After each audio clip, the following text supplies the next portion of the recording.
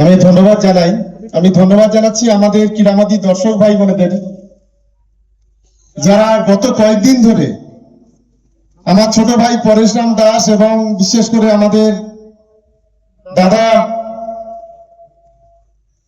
উত্তম দা আছেন, দুজনের উদ্যোগে এখানে যে এমএলএ কাপ ফুটবল টুর্নামেন্ট গত 8 দিন ধরে চলছে, যেভাবে আমাদের দর্শক ভাই বোনেরা সহযোগিতা করেছেন তার জন্য প্রথমেই আমি সকলকে ধন্যবাদ এবং অভিনন্দন এবং ভালোবাসা জানাবো।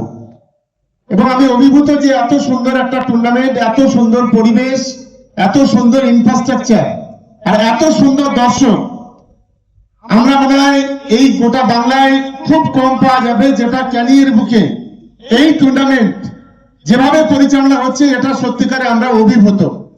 আমরা সকলকে নতুন বছরের শুভেচ্ছা জানাচ্ছি। সবাই মিলে আগামী দিনেও আমাদের সহযোগিতা করবেন, আমরা যাতে আরো ভালো টুর্নামেন্ট আমরা করতে পারি।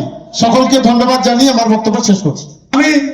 আপনারা জানেন আমাদের প্লেয়াররা, আমাদের যারা গেস্ট, রাজ্যসভার সাংসদ, বিধায়ক, জেলা পরিষদ প্রধান, জেলা আমাদের বিভিন্ন কর্মদক্ষ, বিভিন্ন অঞ্চলের প্রধান, জনপ্রতিনিধি যারা যারাই আছে সবার সঙ্গে করমর্দন করছেন। এবং আমি এই করমর্দনের পর সবাইকে বলবো, আপনারা যে যেখানে আছেন একটু উঠে দাঁড়ান।